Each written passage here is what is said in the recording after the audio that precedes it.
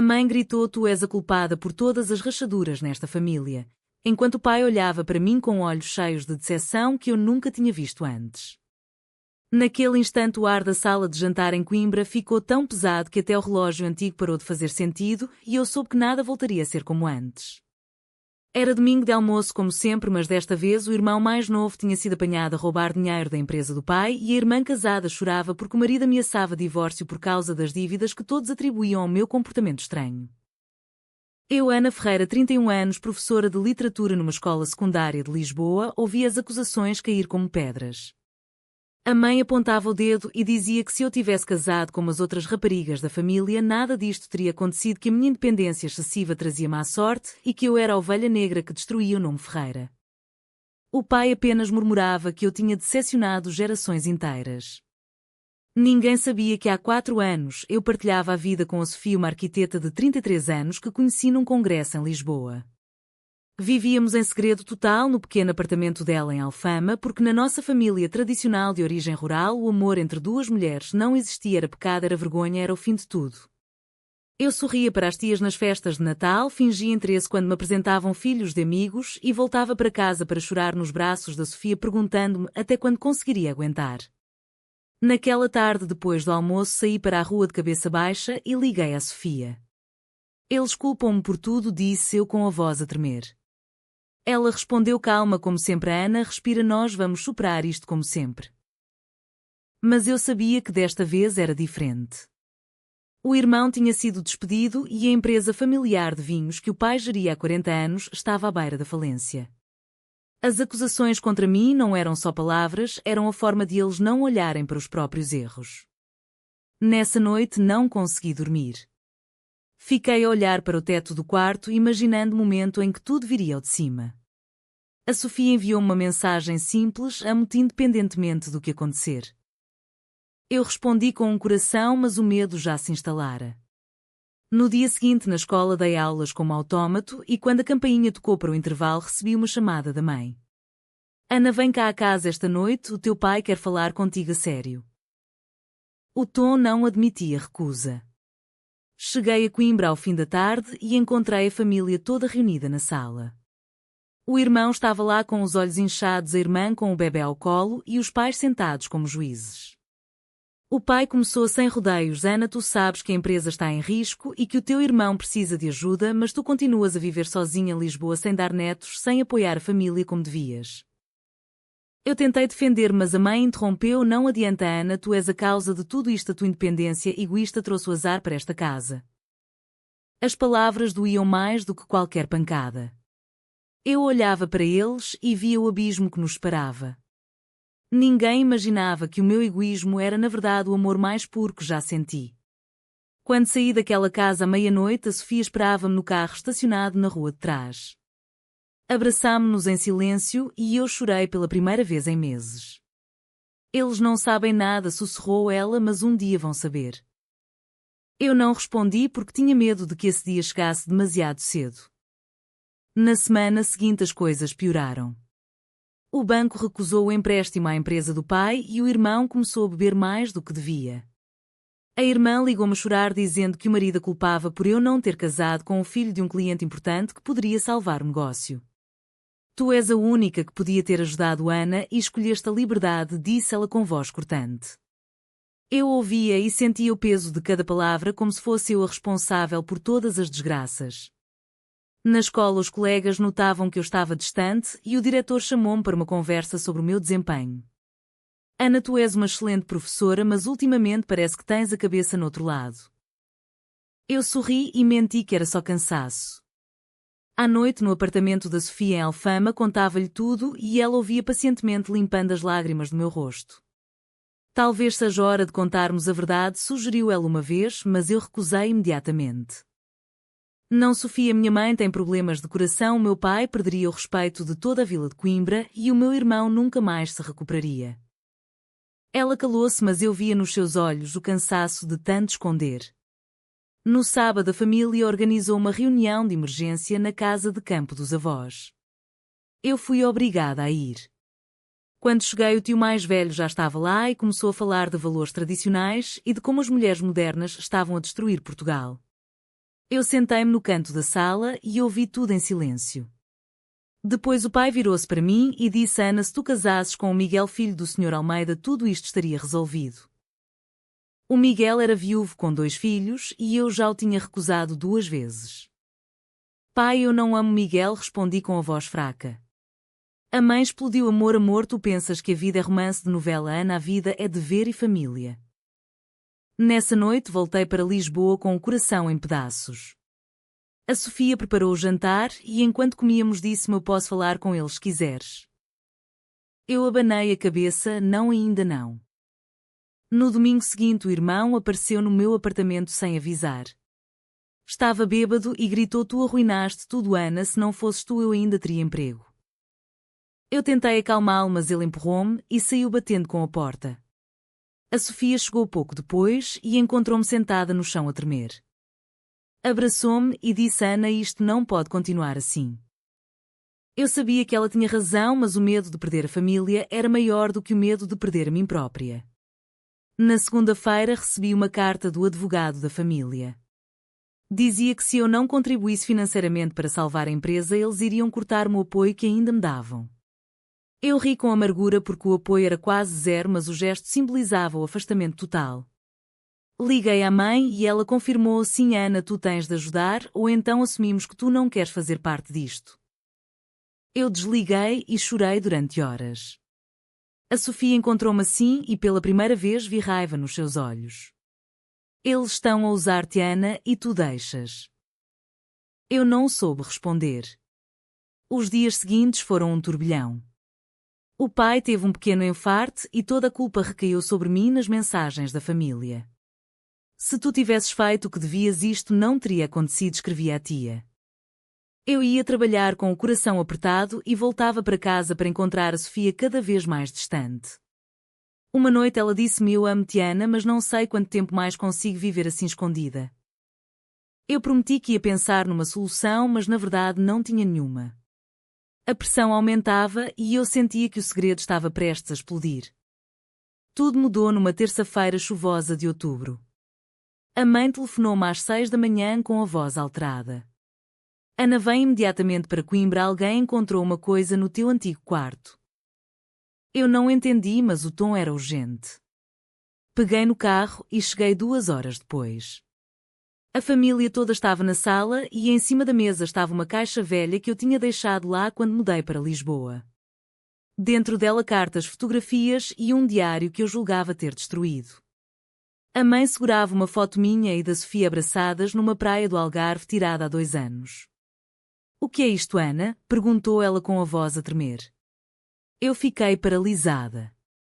O pai pegou na foto e os olhos dele encheram-se de fúria. Tu e uma mulher? O irmão riu com escárnio. Então era isto o teu segredo, a grande independência. A irmã tapou a boca com a mão e a tia começou a rezar em voz alta. Eu tentei explicar, mas as palavras não saíam. A mãe atirou a foto para o chão e gritou: tu destruíste esta família com as tuas aberrações. O pai levantou-se e disse com voz grave: Ana, tu não és mais minha filha. O silêncio que se seguiu foi ensurdecedor. Eu olhei para eles um por um e vi o choque, o nojo e o medo. Ninguém falou durante minutos inteiros. Depois o irmão pegou no telemóvel e começou a gravar: isto vai correr nas redes sociais e toda a vila vai saber. Eu arranquei-lhe o telefone das mãos e saí a correr. No carro liguei à Sofia em pânico. Eles descobriram tudo. Ela ficou em silêncio por segundos e depois disse: vem para casa, Ana, nós vamos resolver. Quando cheguei à Alfama, ela esperava-me na porta com os olhos vermelhos. Abraçámo-nos e eu contei tudo. Nessa noite não dormimos. Falámos sobre o que fazer, sobre o preço que teríamos de pagar. A Sofia disse: eu posso negar se quiseres, Ana, posso dizer que foi um mal-entendido. Eu olhei para ela incrédula. Negar o nosso amor? Ela baixou os olhos: talvez seja melhor para a tua família. Pela primeira vez senti uma rachadura entre nós. No dia seguinte a família enviou uma mensagem coletiva: Ana, se tu não vires aqui e explicares isto como um erro, nós cortamos todos os laços. Eu respondi apenas: eu vou. Quando cheguei a Coimbra, o ambiente estava gelado. O pai não me olhou nos olhos. A mãe chorava num canto. O irmão disse: tu és a vergonha da família. Eu respirei fundo e disse: sim, eu amo a Sofia e ela ama-me. Isto não é um erro, é a minha vida. O choque foi total. A tia desmaiou e a irmã saiu da sala a chorar. O pai levantou-se e disse: tu escolheste isto, então assuma as consequências. Eu saí daquela casa sabendo que tinha acabado de perder tudo. No caminho de volta para Lisboa recebi uma chamada da Sofia. Ana, eu falei com a minha família e eles aceitaram, mas a tua. Eu percebi que ela tinha medo. Tu vais negar? Perguntei. Ela não respondeu imediatamente e aquele silêncio disse tudo. Cheguei a casa e encontrei uma mala dela feita. Eu preciso de tempo, Ana, isto é demasiado. Eu não chorei. Apenas assenti. Naquela noite fiquei sozinha no apartamento vazio e pensei em todas as escolhas que me tinham levado até ali. Os dias seguintes foram um inferno silencioso. A escola concedeu-me licença porque os rumores já tinham chegado lá. Alguém tinha partilhado a foto nas redes sociais locais e os comentários eram cruéis. Uma professora assim não devia dar aulas a crianças, escreviam. Eu lia e sentia o mundo a desabar. A Sofia mandou-me uma mensagem curta: preciso de espaço, Ana, desculpa. Eu não respondi. Em vez disso, fui a Coimbra enfrentar a família novamente. Quando cheguei a casa estava vazia de gente, mas cheia de tensão. A mãe abriu a porta e disse apenas: entra. Sentámo-nos na cozinha e ela chorou sem parar. Como pudeste fazer isto, Ana? Como pudeste esconder tanto tempo? Eu tentei explicar que o amor não escolhe, mas ela não ouvia. O teu pai está no hospital, por causa disto o teu irmão perdeu o respeito de todos os amigos. Eu senti o peso da culpa, mas também a força da verdade. Mãe, eu não escolhi ser assim, mas escolhi ser honesta. Ela levantou-se e disse: honestidade ou egoísmo, Ana? O pai chegou do hospital com o rosto pálido e não me dirigiu a palavra. Apenas deixou uma carta na mesa: se queres fazer parte desta família, renuncia a esse pecado. Eu peguei na carta e rasguei-a ao meio. Eu não renuncio ao amor, pai. Ele virou as costas e subiu as escadas. O irmão apareceu à noite bêbado e gritou: tu mataste o pai, Ana, tu mataste-nos a todos. Eu saí e fui para o cemitério dos avós, onde chorei sozinha. No dia seguinte a Sofia ligou. Ana, eu voltei atrás, eu disse à minha família que era mentira, que tu eras só uma amiga. Eu senti o chão abrir-se debaixo dos pés. Tu traíste-me, Sofia. Ela chorou ao telefone: eu tive medo, Ana, medo de perder o emprego, medo da minha mãe. Eu desliguei sem dizer mais nada. A traição doeu mais do que todas as palavras da minha família. Nessa semana a empresa do pai fechou definitivamente e o irmão culpou-me publicamente num post nas redes. A minha irmã escolheu o pecado e destruiu-nos. Os comentários multiplicaram-se. Eu fechei todas as contas e fiquei em silêncio. A diretora da escola chamou-me e disse: Ana, lamento, mas temos de te suspender até as coisas acalmarem. Eu assenti e saí do gabinete com a cabeça erguida. Em casa arrumei as coisas da Sofia numa caixa e deixei-a na rua. Depois sentei-me no chão e pensei no que tinha perdido: a família, a carreira, a mulher que amava. Mas também pensei no que tinha ganho: a liberdade de ser eu mesma. A mãe telefonou dias depois: Ana, o teu pai quer falar contigo. Eu fui. Encontrei-o sentado na varanda com o olhar perdido. Filha, eu não entendo, mas eu não consigo odiar-te. Aquelas palavras foram o primeiro raio de luz. A irmã apareceu com um bebê e abraçou-me em silêncio. O irmão não falou, mas parou de beber. A família não aceitava ainda, mas o silêncio deles era diferente agora. Era o silêncio de quem começava a questionar. O inverno chegou e com ele uma espécie de trégua frágil. Eu voltei a dar aulas, mas em regime parcial, e mudei-me para um pequeno apartamento perto da escola. A Sofia tentou contactar-me várias vezes, mas eu bloqueei o número. O pai melhorou lentamente e um dia convidou-me para almoçar sozinho. Ana, eu li uns livros sobre isto, disse ele constrangido, não entendo tudo, mas sei que tu és minha filha. Eu chorei e ele abraçou-me pela primeira vez em meses. A mãe ainda evitava o assunto, mas já não gritava. O irmão arranjou um emprego novo e parou de me culpar publicamente. A irmã começou a visitar-me com um bebé e conversávamos sobre tudo menos sobre a Sofia. Eu sentia que a família estava a tentar reconstruir, mas o buraco que eu tinha aberto ainda existia. Num fim de semana fui sozinha para a praia da Figueira da Foz e sentei-me a olhar para o mar. Pensei em tudo o que tinha sacrificado e perguntei-me se valer a pena. O telefone tocou, era um número desconhecido. Atendi e ouvi a voz da Sofia. Ana, eu errei, peço-te perdão. Eu fiquei em silêncio. Eu disse a verdade à minha família, agora eles sabem e eu quero voltar para ti. Eu respirei fundo e disse: Sofia, o amor não se constrói sobre medo e traição. Ela chorou e eu desliguei com o coração pesado mas firme. Na segunda-feira a diretora chamou-me novamente. Ana, os pais dos alunos aceitaram a situação e tu podes voltar a tempo inteiro. Eu sorri pela primeira vez em semanas. A família organizou um jantar de Natal tímido. Ninguém falou do meu amor, mas ninguém me atacou. O pai levantou o copo e disse à família que resiste. Eu levantei o meu e senti que algo tinha mudado. Depois do jantar a mãe puxou-me para o lado e disse baixinho: Ana, eu não aceito, mas eu não te vou perder. Aquelas palavras foram o suficiente. Na primavera eu conheci uma nova colega na escola, uma professora de história chamada Laura. Não era amor ainda, mas era uma amizade verdadeira e pela primeira vez eu não escondia nada.